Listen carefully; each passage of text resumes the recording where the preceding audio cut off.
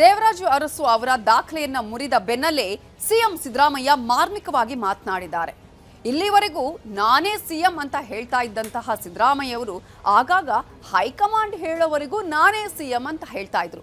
ಆದರೆ ಇದೀಗ ಅರಸು ದಾಖಲೆ ಮುರಿದ ಬೆನ್ನಲ್ಲೇ ಸಿದ್ದರಾಮಯ್ಯ ಅವರು ಇನ್ನೆಷ್ಟು ದಿನ ಇರ್ತೀನೋ ಅಂತ ಹೇಳಿರುವ ಮಾತು ಸಾಕಷ್ಟು ಚರ್ಚೆಯನ್ನ ಹುಟ್ಟುಹಾಕಿದೆ.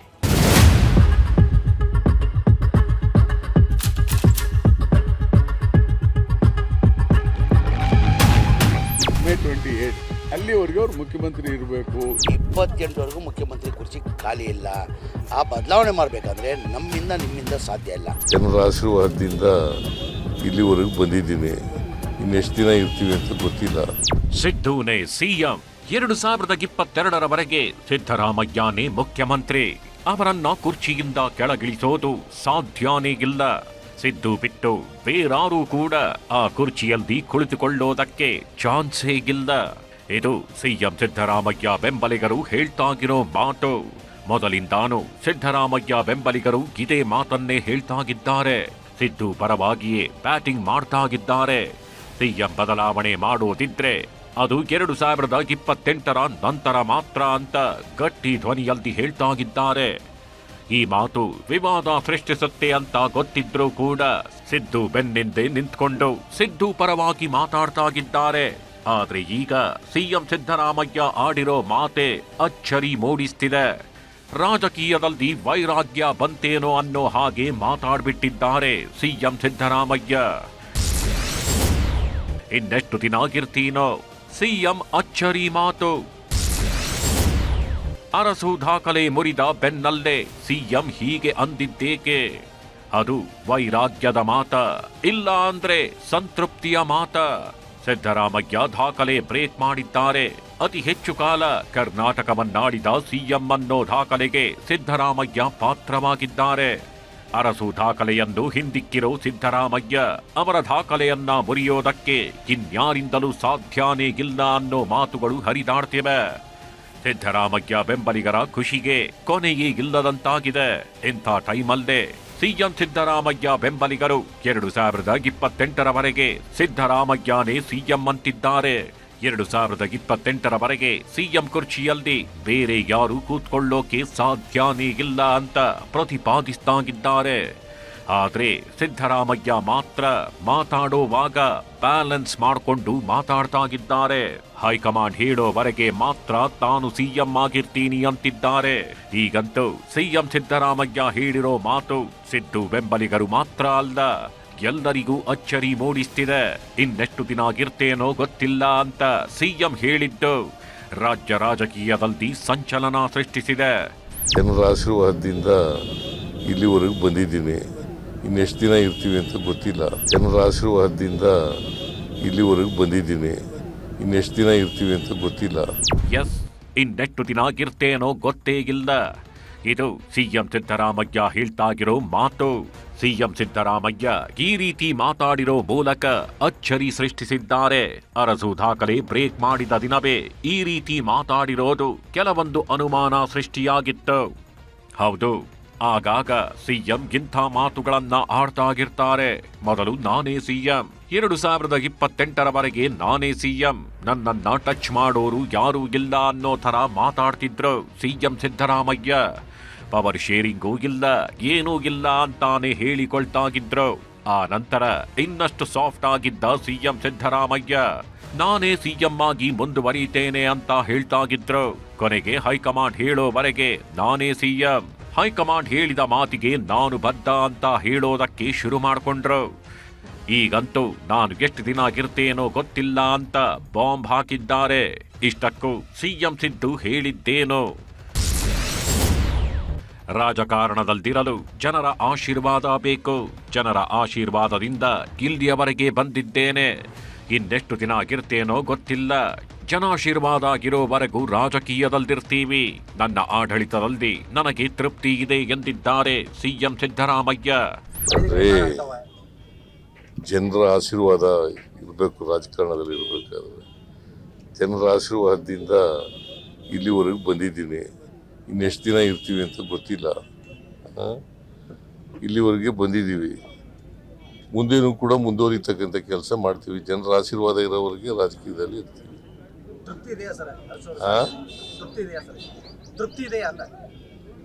ನನ್ನ ಆಡಳಿತ ತೃಪ್ತಿ ಇದೆ. ರಾಜ್ಯ ರಾಜಕೀಯದಲ್ಲಿ ಕೆಲವು ಪ್ರಶ್ನೆಗಳಿಗೆ ಉತ್ತರ ಇನ್ನೂ ಸಿಕ್ಕಿಲ್ಲ. ಅದರಲ್ಲಿ ಸಿಎಂ ಕುರ್ಚಿ ಕುರಿತ ಪ್ರಶ್ನೆ ಕೂಡ ಒಂದು. ಸಿದ್ದರಾಮಯ್ಯ ಪೂರ್ಣಾವಧಿ ಸಿಎಂ ಆಗಿರ್ತಾರ, ಇಲ್ಲ ಅಂದ್ರೆ ಸಿದ್ದರಾಮಯ್ಯ ಜಾಗಕ್ಕೆ ಬೇರೆ ಯಾರಾದ್ರೂ ಬಂದು ಕೂತ್ಕೋತಾರಾ ಅನ್ನೋ ಅನುಮಾನ ಎಲ್ಲರಲ್ಲೂ ಇದೆ. ಈಗಾಗಲೇ ಕಾಂಗ್ರೆಸ್ ಸರ್ಕಾರ ಅಧಿಕಾರಕ್ಕೆ ಬಂದು 2.5 ವರ್ಷ ಕಂಪ್ಲೀಟ್ ಆಗಿದೆ. ಒಂದು ವೇಳೆ ಪವರ್ ಶೇರಿಂಗ್ ಅನ್ನೋದು ಗಿದ್ದಿದ್ರೆ, ಡಿಕೆಶಿ ಮತ್ತು ಸಿಎಂ ಸಿದ್ದರಾಮಯ್ಯ ನಡುವೆ ಪವರ್ ಶೇರಿಂಗ್ ಡೀಲ್ ನಡೆದಿದ್ರೆ ಈಗಾಗಲೇ ಅಧಿಕಾರ ಹಸ್ತಾಂತರ ಆಗ್ಬೇಕಿತ್ತು. ಆದ್ರೆ ಇನ್ನೂ ಅಧಿಕಾರ ಹಸ್ತಾಂತರ ಆಗ್ಲೇ ಇಲ್ಲ. ಸಿಎಂ ಹುದ್ದೆಗೆ ಡಿಮ್ಯಾಂಡ್ ಮಾಡಿದ್ದ ಡಿಕೆಶಿ ಕೂಡ ಸ್ವಲ್ಪ ತಣ್ಣಗಾಗಿದ್ದಾರೆ. ಆದ್ರೆ ಡಿಕೆ ಬೆಂಬಲಿಗರು ಮಾತ್ರ ಅಧಿಕಾರ ಹಸ್ತಾಂತರ ಆಗತ್ತೆ ಅಂತಿದ್ದಾರೆ. ಡಿಕೆ ಸಿಎಂ ಆಗ್ತಾರೆ ಅಂತ ಭವಿಷ್ಯ ನುಡಿಯುತ್ತಾಗಿದ್ದಾರೆ. ಮತ್ತೊಂದ್ ಕಡೆ ಸಿದ್ದರಾಮಯ್ಯ ಬೆಂಬಲಿಗರು ಅದಕ್ಕೆಲ್ಲ ಟಾಂಗ್ ಕೊಡ್ತಾಗಿದ್ದಾರೆ. ಆದ್ರೆ ಇದ್ಯಾವುದಕ್ಕೂ ತಲೆ ಕೆಡಿಸಿಕೊಳ್ಳದ ಸಿಎಂ ಸಿದ್ದರಾಮಯ್ಯ ಮತ್ತು ಡಿಸಿಎಂ ಡಿಕೆಶಿ ಹೈಕಮಾಂಡ್ ಕಡೆಗೆ ಬೊಟ್ಟು ಮಾಡಿ ತೋರಿಸ್ತಾಗಿದ್ದಾರೆ. ಆದ್ರೆ ಈಗ ಇನ್ನೆಷ್ಟು ದಿನ ಇರ್ತೇನೋ ಗೊತ್ತಿಲ್ಲ. ಜನಾಶೀರ್ವಾದ ಇರೋವರೆಗೆ ಅಧಿಕಾರದಲ್ಲಿ ಇರ್ತೇನೆ ಅಂದಿರೋದು ಅನುಮಾನ ಹುಟ್ಟು ಹಾಕಿದೆ. ಕರ್ನಾಟಕದಾಗ ರಕ್ತ ಕ್ರಾಂತಿ ಆಗ್ತದಂತಂದು ಹೇಳ್ತಿದ್ದೀನಿ. ರಕ್ತ ಕ್ರಾಂತಿ ಯಾವುದೇ ಕಾರಣಕ್ಕೂ ಸಾಹೇಬರು 5 ವರ್ಷ ಪೂರ್ಣಾವಧಿ ಅಧಿಕಾರ ಮುಗಿಸ್ಬೇಕು.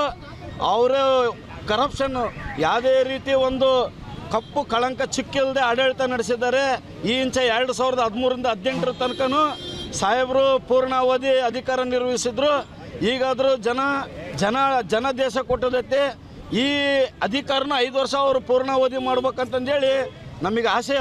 ಸಿಎಂ ವಿಚಾರವಾಗಿ ಒಂದೊಂದು ಬಾರಿ ಒಂದೊಂದು ಟ್ವಿಸ್ಟ್ ಸಿಗ್ತಾನೇ ಇದೆ. ಸಿಎಂ ಕುರ್ಚಿ ವಿಚಾರವಾಗಿ ಮಾತಾಡೋರೆಲ್ಲ ಅಡ್ಡಗೋಡೆ ಮೇಲೆ ದೀಪಾಗಿಡೋ ಹಾಗೇನೆ ಮಾತಾಡ್ತಾಗಿದ್ದಾರೆ. ಕೆಲವರು ಬಿಟ್ರೆ ಉಳಿದವರೆಲ್ಲ ಹೈಕಮಾಂಡ್ ಹೇಳಿದ ಹಾಗೆ ಎಲ್ಲರೂ ಕೇಳ್ತಾಗಿದ್ದಾರೆ ಅಂತಿದ್ದಾರೆ. ಸಿಎಂ ಸಿದ್ದರಾಮಯ್ಯ ಅಂತೂ ನಾನೇ ಸಿಎಂ ಅಂತಾರೆ, ಆದ್ರೆ ಹೈಕಮಾಂಡ್ ಹೇಳೋವರೆಗೆ ಅಂತ ಕಂಡೀಷನ್ ಹಾಕ್ತಾರೆ. ಅಂದರೆ ಸಿಎಂ ಸಿದ್ದರಾಮಯ್ಯಗೂ ಕೂಡ ತಾನೆಷ್ಟು ದಿನ ಸಿಎಂ ಸೀಟಲ್ಲಿ ಇರ್ತೇನೆ ಅನ್ನೋದು ಗೊತ್ತಿಲ್ಲ.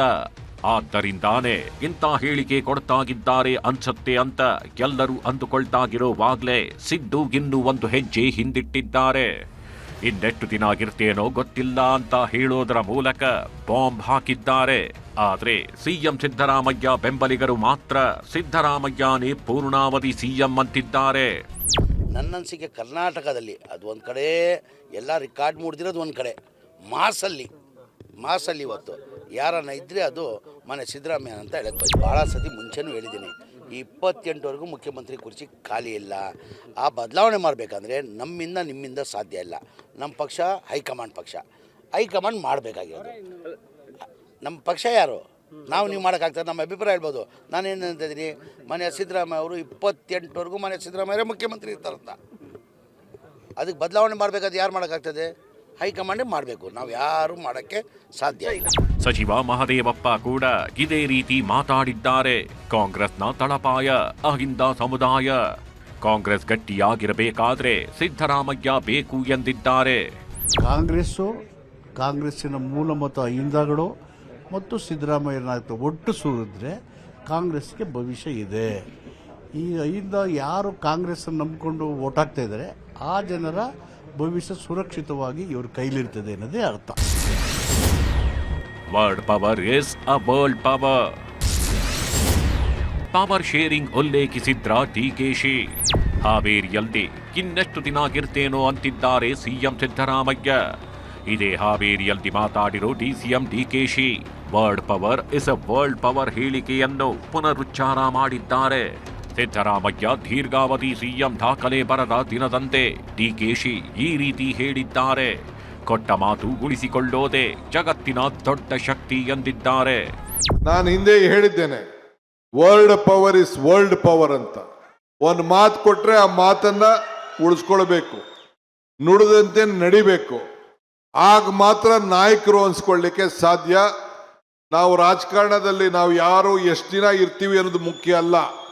ಇದ್ದಂಥ ಸಂದರ್ಭದಲ್ಲಿ ನಾವು ಯಾವ ರೀತಿ ನಮ್ಮ ಮಾತನ್ನ ನಾವು ನಡ್ಕೊಳ್ತೀವಿ, ಏನ್ ಸಾಧನೆ ಮಾಡ್ತೀವಿ, ಇದು ಬಹಳ ಮುಖ್ಯ. ಇನ್ನೆಷ್ಟು ದಿನ ಆಗಿರ್ತೇನೋ ಅಂತಿದ್ದಾರೆ ಸಿಎಂ. ಮತ್ತೊಂದು ಕಡೆ ಕೊಟ್ಟ ಮಾತು ಅಂತಿದ್ದಾರೆ ಡಿಕೆಶಿ. ಪರೋಕ್ಷವಾಗಿ ನಮ್ಮ ನಡುವೆ ಒಪ್ಪಂದವಾಗಿದೆ ಅಂತಿದ್ದಾರೆ. ಕೊನೆಗೆ ಹೈಕಮಾಂಡ್ ಕಡೆಗೆ ಎಲ್ಲರೂ ಬೊಟ್ಟು ಮಾಡಿ ತೋರಿಸ್ತಾಗಿದ್ದು ಹೈಕಮಾಂಡ್ ಏನ್ ನಿರ್ಧಾರ ತೆಗೆದುಕೊಳ್ಳತ್ತೆ ಕಾದು ನೋಡಬೇಕಿದೆ.